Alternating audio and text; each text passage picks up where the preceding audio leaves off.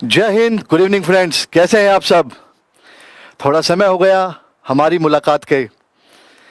अगर हम बात करें तो पिछले लेक्चर में हमने एवोल्यूशन और स्टेट्स की ऑर्गेनाइजेशन और स्टेट्स कैसे बने थे उनके बारे में डिस्कस किया था। जैसा कि मैं बता रहा था कि हमें मिले हुए थोड़ा समय हो गया है। मैं कुछ एग्ज़ाम्स में और किसी और दूसरे कार्यों में थोड़ा सा व्यस्त था। इसकी वजह से मैं आप लोगों से बात नहीं कर पाया या कोई लेक्चर नहीं ले पाया। उसके लिए क्षमा चाहूँगा आपसे। तो आज का टॉपिक शुरू करने से पहले, जो आज का टॉपिक है evolution of states and union territories. जो यूनियन टेरिटरीज और स्टेट्स, जैसा कि आप सभी जानते हैं, 15 अगस्त 1947 को हमारा देश आज़ाद हो गया था। उसके बाद से ही जो प्रिंसली स्टेट्स थे, प्रोविंसेस थे, तो जो उस समय के हमारे गृह मंत्री, होम मिनिस्टर थे श्री सरदार पटेल जी, उनकी मेहनत की बदौलत काफ़ी स्टेट्स, प्रोविंसेस इंडिया में मर्ज हो गए। उसके बाद एक आंदोलन चला कि स्टेट्स का जो पुनर्गठन है, एवोल्यूशन है, उनको कैसे किया जाए। तो उसके बेस पे ही काफ़ी कमेटीज़ का गठन हुआ, काफ़ी कमीशन बनाए गए, उनकी नियुक्ति की गई। जो सबसे पहले की गई वो था 1948 में धार कमीशन। एस के धार उसके अध्यक्ष थे। अब उन्होंने जो उस समय पे चीज़ें चल रही थी, उस समय पे था कि भाषा के आधार पर, लैंग्वेज के बेस पर राज्यों का, स्टेट्स का एवोल्यूशन किया जाए, रीऑर्गेनाइजेशन की जाए। लेकिन ऐसा नहीं हो पाया। वो चाहते थे कि एडमिनिस्ट्रेशन के हिसाब से, प्रशासनिक व्यवस्था के अनुसार अगर राज्यों का गठन किया जाएगा, उससे जो स्टेट्स की जो कार्यशैली है वो ठीक हो जाएगी। उन्होंने अपनी रिपोर्ट सबमिट की दिसंबर 1948 में। उसके बाद जो उन्होंने रिकमेंडेशन की कि लैंग्वेज की बजाय एडमिनिस्ट्रेटिव के हिसाब से, एडमिनिस्ट्रेशन के हिसाब से राज्यों को बनाया जाए या उनको एवोल्यूशन किया जाए उनका। उसके बाद जेवीपी कमेटी आई, जो 1948 में दिसंबर में आई। जेवीपी आपकी जो जवाहरलाल नेहरू थे उनका जे, जो फर्स्ट लेटर है, वल्लभ भाई पटेल जी का वी, और आपका पता भाई सीतारामैया, इनका पी लिया गया। अब जनरली जब हमने देखा कि इनकी भी यही रिकमेंडेशन थी, इन्होंने भी भाषा के आधार पर राज्यों को जो गठन होना चाहिए था उसको रिजेक्ट किया। उसके बाद एक फैजल अली कमेटी आई और उससे पहले आंध्र प्रदेश बना 1953 में। और उसके बाद जितने भी स्टेट्स और जो यूनियन टेरिटरीज हैं, वो किस किस ईयर में, किस किस अमेंडमेंट के तहत वो इंडिया में या उनका नया एवोल्यूशन हुआ, उनका जो स्टेटस था उनको दिया गया। तो वो सारी चीज़ें हम आज के लेक्चर में डिस्कस करेंगे और उसके बारे में जानेंगे। अब जनरली ये जितने भी क्वेश्चंस हैं, ये जो भी टॉपिक है, इनसे हर बार 1 से 2 क्वेश्चन आ जाता है आपके एनडीए, सीडीएस, एफकेट या जनरली जो भी कॉम्पिटिटिव एग्ज़ाम्स हैं, कि इस राज्य का जो गठन हुआ, इसमें कौन सी अमेंडमेंट थी, इस समय पे कौन सी अमेंडमेंट आई थी। उसके अलावा कोई राज्य किस राज्य से निकल के बना हुआ है, वो कब बना था। जैसे हमारा हरियाणा पंजाब इकट्ठे थे, 1966 में हरियाणा राज्य बना। तो ऐसी चीज़ें, ऐसे क्वेश्चंस आपके कॉम्पिटिटिव एग्जाम्स में आ सकते हैं। तो अगर हम स्टार्ट करते हैं दोबारा, तो सबसे पहले आया धार कमीशन। जैसा मैंने बताया, जून 1948 में, जून 1948 में the government of India and the constituent assembly, उन्होंने अपॉइंट किया एक लिंग्विस्टिक प्रोविंसेस कमेटी, भाषा के आधार पर एक कमेटी का गठन किया। और इसके चेयरमैन, जैसे मैंने बताया, एस के धार थे।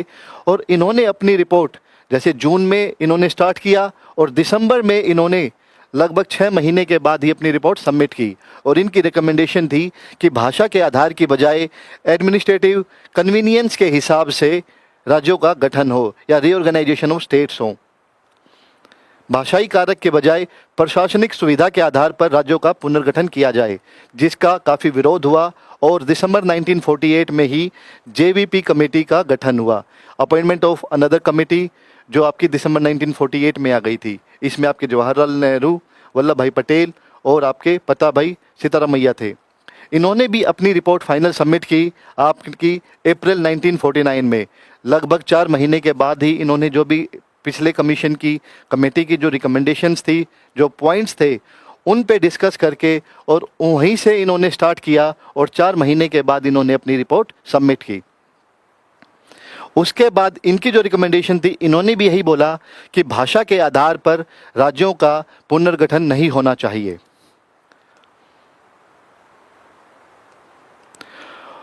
अब उसके बाद ऑलरेडी काफ़ी आंदोलन चल रहे थे पूरे देश में।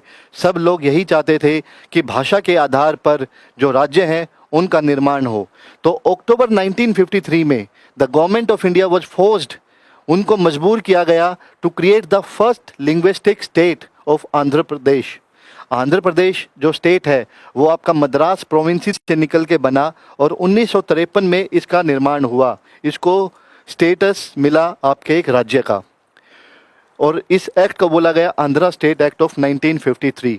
और बाय जो आपके मद्रास के प्रोविंसेस में, स्टेट में जो तेलुगु स्पीकिंग पर्सन्स थे, जो तेलुगु बोलने वाले लोग थे और जो भी एक एरिया था उसमें उसको ही आंध्र प्रदेश का दर्जा दिया गया।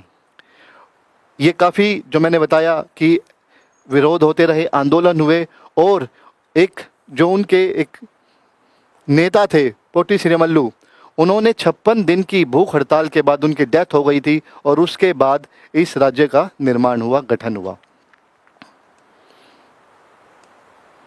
इसके बाद आया आपका दिसंबर 1953 में फजल अली कमीशन। अब ये एक 3 मेंबर स्टेट रीऑर्गेनाइजेशन कमेटी थी जिसमें मेंबर एक तो Fazal Ali, KM Panikkar and HN Kunzru.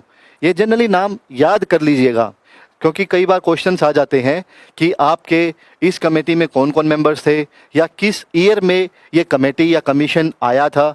तो जनरली ये थोड़े से इम्पोर्टेंट हो जाते हैं एग्जाम पॉइंट ऑफ व्यू से। जो दिसंबर 1953 में आया था, इन्होंने लगभग 1.25 साल के बाद अपना सारी स्टडी करके, एनालिसिस करके अपनी फाइनल रिपोर्ट सबमिट की थी सितंबर 1955 में। और इन्होंने कुछ पॉइंट्स दिए। इन्होंने पहली बार एक्सेप्ट किया, इन्होंने माना, इनकी रिकमेंडेशन के अकॉर्डिंग माना गया कि लैंग्वेज को, भाषा को राज्यों के पुनर्गठन के लिए या रीऑर्गेनाइजेशन ऑफ जो स्टेट्स है इसके तहत हमें एक्सेप्ट कर लेना चाहिए। उसके बाद इन्होंने इन्होंने ये बोला, जो इन्होंने थ्योरी थी, the rejected the theory of 1 language 1 state, कि एक राज्य में एक ही लैंग्वेज होगी, ये थ्योरी इन्होंने रिजेक्ट कर दी कि ऐसा नहीं है कि हरियाणा में सिर्फ वही लोग रहेंगे जो सिर्फ हरियाणवी बोलते हैं या पंजाब में वही लोग रहेंगे जो सिर्फ पंजाबी बोलते हैं। तो इन्होंने इस थ्योरी को रिजेक्ट किया और इन्होंने बोला कि एक राज्य में जनरली जो मैक्सिमम उस लैंग्वेज को बोलने वाले लोग हैं वो रहेंगे और उस राज्य का निर्माण भी उसी तरह के करेंगे, लेकिन उस राज्य में और भी भाषा बोलने वाले लोग रह सकते हैं। इन्होंने 4 जो मेजर फैक्टर्स थे जो इन्होंने अपने रीऑर्गेनाइजेशन ऑफ स्टेट्स करते वक्त अपने एक ध्यान में रखे, जिसमें सबसे पहले था देश की एकता और सुरक्षा को बनाए रखना और मजबूत करना, भाषाई और सांस्कृतिक एकरूपता, फाइनेंशियल, वित्तीय, आर्थिक और प्रशासनिक विचार, और प्रत्येक राज्य के साथ साथ पूरे देश में लोगों के कल्याण की योजना बनाना और प्रचार करना। ये 4 पॉइंट्स इन्होंने रिकमेंड किए कि जिसको हमें फॉलो करना चाहिए।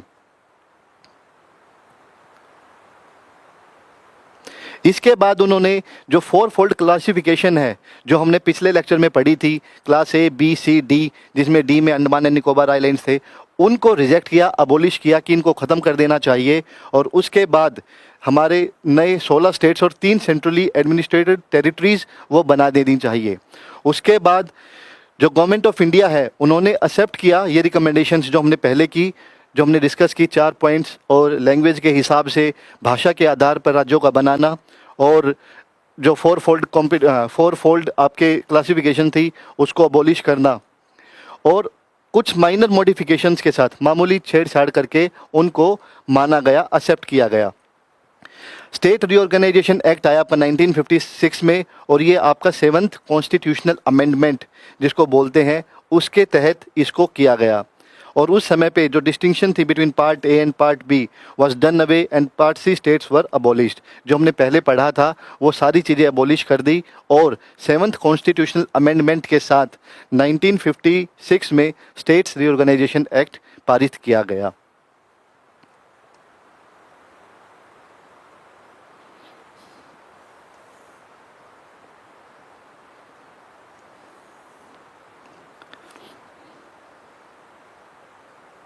ये जनरली जब हमारा पहली जो कॉन्स्टिट्यूएंट असेंबली और जो भाषा के आधार पर जब ये चीज़ें की गई, उस समय पे 1956 में 14 स्टेट्स थे जो उस समय इंडिया में थे, जिनको हमने ऑलरेडी पुनर्गठन जिनका किया हुआ था,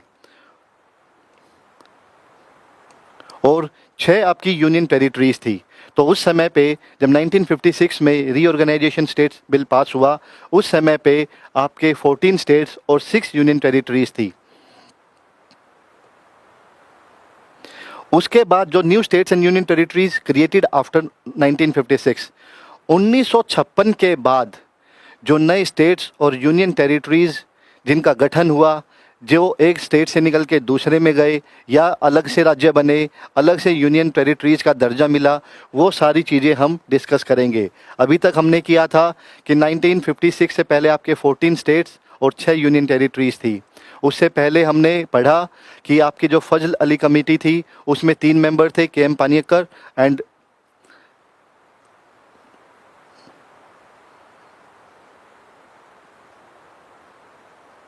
एच.एन. कुंजरू। आपके फजल अली में ये थे, जेवीपी में आपके जवाहरलाल नेहरू, वल्लभ भाई पटेल और आपके पटाई सिरमलू थे, और उससे पहले सीतारामैया, और उससे पहले आपके एस.के. धार कमीशन थे। तो 3 कमेटी के बारे में हमने पढ़ा है। 1956 तक हम ये चीज़ें कवर कर चुके हैं, 1948 से 1956 तक। और अब हम करेंगे जो हमारा 1956 के बाद जो स्टेट्स क्रिएट किए गए।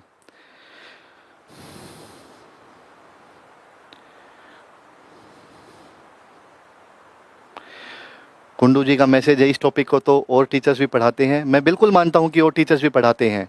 मैं आपको ये बताना चाहता हूं कि रिटायरमेंट के बाद भी हम में वो जज्बा है कि हम कोई भी टास्क लेते हैं और हम खुद उन चीज़ों पे मेहनत करके पढ़ के और आप लोगों तक वो चीज़ें पहुंचा रहे हैं। कई बार काफ़ी स्टूडेंट्स का ये मैसेज आता है कि सर हम 11th का या 12th का सिलेबस नहीं कर पा रहे हैं, एक्स्ट्रा क्लासेस कहाँ से ले पाएंगे, इतना बर्डन हो जाता है। बर्डन सिर्फ मानने का है बच्चों। हर किसी के पास वो 24 घंटे हैं और उसी में काफ़ी लोग, काफ़ी बच्चे अलग से कुछ करके कामयाब बनते हैं और अपने लक्ष्य को प्राप्त करते हैं। जैसा किसी एक महान विद्वान ने कहा है कि समय के पास इतना समय नहीं है कि वो आपको दोबारा समय दे सके। तो जितना भी समय आपके पास अवेलेबल है, जो आपको समय मिला है, उसका अच्छे से यूटिलाइजेशन कीजिए और पढ़ाई पे ध्यान दीजिए और अपने लक्ष्य को प्राप्त कीजिए। इसके बाद आता है महाराष्ट्र एंड गुजरात। 1960 में जो बॉम्बे रीऑर्गेनाइजेशन एक्ट था उसको पास किया गया और जो मराठी स्पीकिंग पीपल थे उनके लिए महाराष्ट्र एंड जो गुजराती स्पीकिंग पॉपुलेशन थी उनके लिए गुजरात स्टेट का निर्माण किया गया, क्रिएट किया गया। तो गुजरात जो स्टेट था वो आपका 15th स्टेट था इंडियन यूनियन का।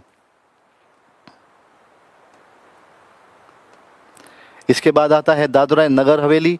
It was converted into A union territory, जो केंद्र शासित राज्य हैं उसमें कन्वर्ट किया गया by the 10th constitutional amendment.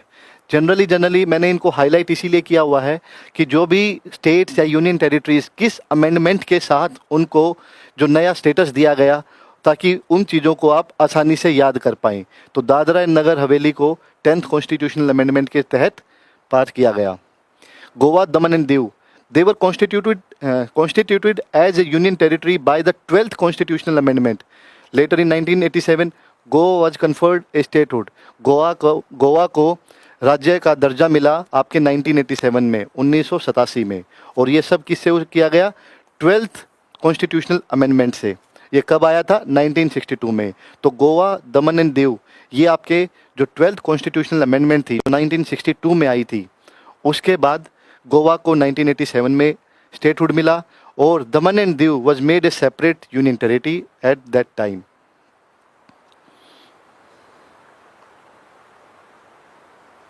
Puducherry, the French handed over, हमें पता है कि आज़ादी के कई सालों बाद तक उस पे जो फ्रांस थे, फ्रेंच जो पीपल थे, उनका राज था, इसीलिए लिखा हुआ है handed over this territory to India in 1954 और subsequently it was administered as an acquired territory till 1962 when it was made a union territory by the 14th constitutional amendment.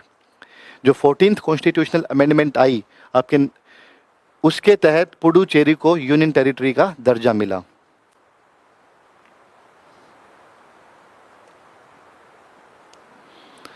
Nagaland, before giving Nagaland the status of the 16th state, Gujarat हमारा 15th था, उससे पहले 1956 तक हमारे 14 states थे। नागालैंड को 16th state का दर्जा मिला and it was placed under the control of governor of Assam in 1961 और नागालैंड का जो एक्ट था जिससे ये बना था वो 1962 में पास हुआ था। हरियाणा एंड चंडीगढ़, जैसा हम सभी जानते हैं 1 नवंबर 1966 को हमारा हरियाणा पंजाब से अलग हुआ था, वही चीज़ें इसमें लिखी हुई हैं। It was the 17th state और पंजाब रीऑर्गेनाइजेशन एक्ट ऑफ 1966 उसके तहत इसको पास किया गया और रिकमेंडेशन जो थी शाह कमीशन की, ये कमीशन याद रखिएगा, जैसे हर कमीशन का हमने पढ़ा है, तो शाह कमीशन के रिकमेंडेशन के बाद पंजाबी स्पीकिंग एरियाज़ पंजाब बन गए, हिंदी स्पीकिंग एरियाज़ आपका हरियाणा बन गया एंड जो हिल वाला एरिया था, हिल एरिया, वो आपका हिमाचल प्रदेश बन गया। 1971 में आपका जो हिमाचल प्रदेश है उसको स्टेटहुड का दर्जा मिला, उसको राज्य का दर्जा मिला और ये जो एक्ट था state of Himachal Pradesh act 1970, इसके तहत इसको पास किया गया। मणिपुर, त्रिपुरा एंड मेघालय अपने जो नॉर्थ ईस्ट के स्टेट्स हैं,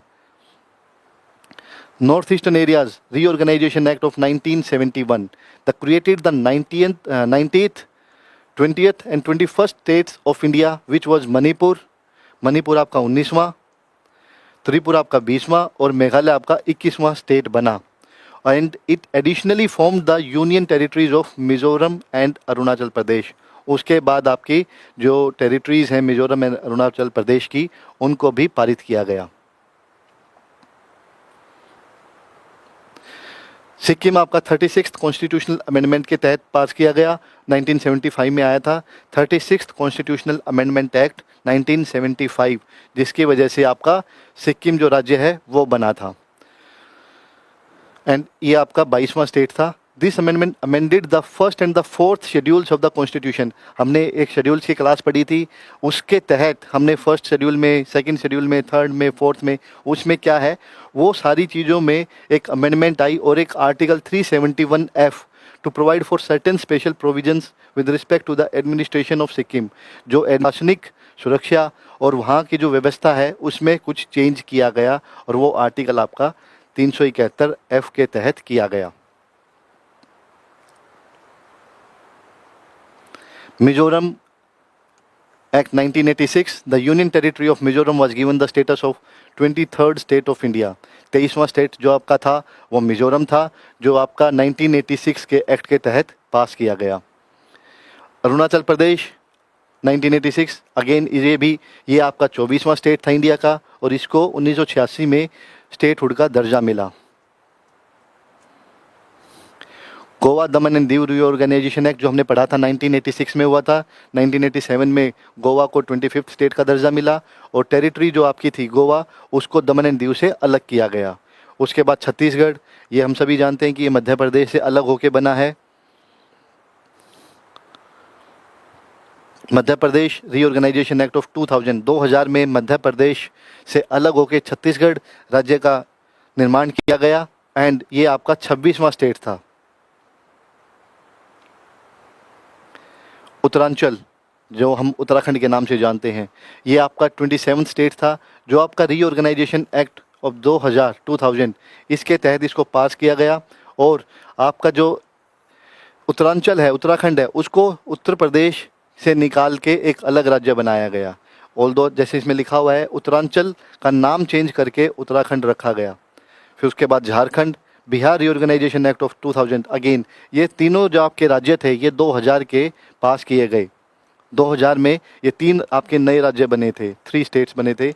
एक आपका बिहार से निकल के झारखंड, उत्तर प्रदेश से निकल के उत्तराखंड और मध्य प्रदेश से निकल के Chhattisgarh. Bihar reorganisation act of 2000 जिसने क्रिएट किया गया झारखंड राज्य को, यह आपका 28वां स्टेट था। तेलंगाना, ये बिल्कुल जो लेटेस्ट था, जो हमने 2014 में देखा कि आंध्र प्रदेश रीऑर्गेनाइजेशन एक्ट हुआ 2014, इससे आपका तेलंगाना निकला and it was known as the 29 state. 29वां राज्य था आपका तेलंगाना, जो सबसे लेटेस्ट 2014 में इसका गठन किया गया। उसके बाद जम्मू एंड कश्मीर आपका 2019 में, इसके बारे में हम सभी जानते हैं, जब ये आर्टिकल 370 को रिवोक किया गया था। Bifurcated into the state of Jammu and Kashmir into 2 separate union territories. जो जम्मू एंड कश्मीर थे, इनको 2 यूनियन टेरिटरीज में। आवाज़ ब्रेक हो रही है।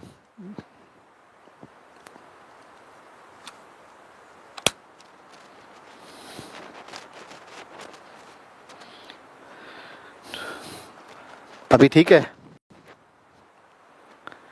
जनरली जो आपके जम्मू एंड कश्मीर थे, उनको 2 यूनियन टेरिटरीज में डिवाइड किया गया, जिसमें से एक आपकी जम्मू एंड कश्मीर एंड दूसरी थी आपकी लद्दाख। तो जनरली हमने आप अभी तक जितने भी स्टेट्स 1948 से 1956 तक कितने थे, और 1956 के बाद से और 2019 तक जितने भी स्टेट्स और यूनियन टेरिटरीज थे जिनको क्रिएट किया गया, जिनको स्टेटहुड मिला, राज्य का दर्जा मिला या केंद्र शासित प्रदेश का दर्जा मिला, वो सभी सारी चीज़ें आपकी हमने डिस्कस की हैं। किस अमेंडमेंट के तहत किस राज्य को क्या कब दर्जा मिला, किस सन में मिला और किस अमेंडमेंट के तहत। तो इन सभी पॉइंट्स को याद रखना ज़रूरी है। आपके MCQs में, कॉम्पिटिटिव एग्ज़ाम्स में ये सारी चीज़ें पूछी जा सकती हैं।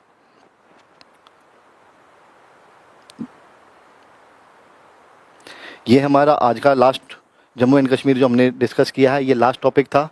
अब उसके बाद जैसा कि आप सभी जानते हैं कि 12th जो अभी 12th में बच्चे हैं, उनके 15 दिन के बाद से एग्ज़ाम स्टार्ट हो जाएंगे आप लोगों के।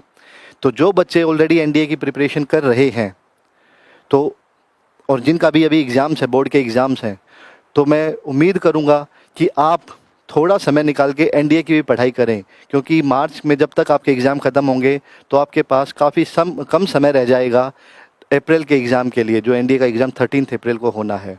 लेकिन अपने बोर्ड के एग्ज़ाम्स पे अच्छी तरह फोकस कीजिए और जो भी आप चाहते हैं, जितने मार्क्स आप लाना चाहते हैं, उसके लिए मन लगाकर पढ़ाई करें।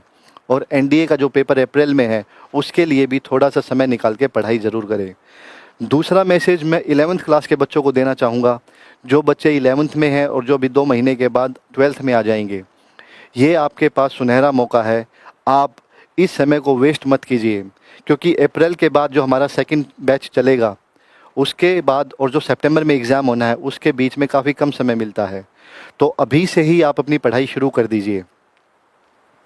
आप अपनी पढ़ाई शुरू करके जो भी आपका 20, 30, 40% सिलेबस है, एटलीस्ट इस सेशन में कंप्लीट कर लीजिए, ताकि जब नेक्स्ट बैच हमारा स्टार्ट होगा उसमें आपको ज़्यादा से ज़्यादा चीज़ें समझ में आए और आप ज़्यादा से ज़्यादा सिलेबस कवर कर पाएँ। क्योंकि उस 4 से 4.5 महीने में सारा सिलेबस कवर करना, उसकी रिवीजन करना, प्रैक्टिस करना काफ़ी मुश्किल रहेगा। तो अभी से ही जो बच्चे 11th में हैं, जो 2 महीने बाद 12th में हो जाएंगे, उनसे गुजारिश है कि ज़्यादा से ज़्यादा समय यूटिलाइज़ करके NDA की पढ़ाई करें। और जो बच्चे जाना चाहते हैं NDA में या और भी किसी डिफेंस एग्ज़ाम क्लियर करके, तो उसके लिए मेहनत करते रहें। अभी हम, जैसा आप सभी को पता ही है कि हमारा ऑलरेडी एक बैच चल रहा है, जो हमारा ऑलरेडी अक्टूबर से स्टार्ट हो चुका है। उसमें से साइंस का कुछ पोर्शन कंप्लीट हो चुका है, जो आपके एग्ज़ाम में आएगा। अभी हमारा इंग्लिश, GS, मैथ्स और कुछ पोर्शन फिजिक्स का वो बैलेंस है, वो चल रहा है। उसकी लाइव क्लासेस डेली मॉर्निंग में होती है, और वही सारे टॉपिक्स जो मॉर्निंग में पढ़ाए जाते हैं वो इवनिंग तक आपकी ऐप पे अपलोड हो जाते हैं। आपको कोई भी डाउट हो या आपको कोई भी टॉपिक किसी में प्रॉब्लम आ रही हो या किसी चीज़ में कुछ और जानकारी लेनी हो, तो आप इस नंबर पे कांटेक्ट कर सकते हैं 702-702-0454। आप ये चीज़ इस नंबर पे कांटेक्ट करके अभी आपको बताते हुए मुझे ये खुशी हो रही है कि जिन्होंने सितंबर में जो अपने पास बच्चे पढ़ रहे थे, उन्होंने सितंबर वाला रिटर्न एग्ज़ाम क्लियर करके, और उनमें से एक बच्चे की जो लास्ट मंथ में एसएसबी थी वो क्लियर हो गई है, और 2 बच्चे जो अपने पास पढ़ रहे हैं उनकी अभी 7 फरवरी से एसएसबी है। तो हमारे ऑनलाइन ऑफलाइन बैच दोनों चल रहे हैं। तो किसी भी जानकारी के लिए या और अधिक से अधिक आपको कोई भी डाउट हो या जानकारी के लिए आप इस नंबर पे कांटेक्ट कर सकते हैं। उसके अलावा कई बच्चे कि सोचते हैं कि सर क्या इतने कम समय में पढ़ाई हो जाएगी। अभी जनवरी का महीना ख़त्म होने वाला है, फरवरी से लेकर और सितंबर तक आपके पास काफ़ी समय है, जिससे आप उतने समय में आराम से जो भी आपका एनडीए का सिलेबस है वो सारी चीज़ें कवर हो सकती है, और हम आपके साथ हैं। हम आपको उस कंप्लीट सिलेबस को करवाएंगे। उसके बेस पे आपको टेस्ट सीरीज चलेगी, आपके पीवाईक्यूज़ जो होते हैं उनकी प्रैक्टिस की जाएगी, और एक समय निर्धारित जैसे जो समय होता है उसके हिसाब से आपके टेस्ट पेपर्स की प्रैक्टिस करवाई जाएगी। तो जल्द से जल्द हमसे जुड़िए और अपना आर्मी में जाने का, एनडीए का एग्ज़ाम क्लियर करने का सपना साकार कीजिए। जय हिंद, जय भारत। Thank you.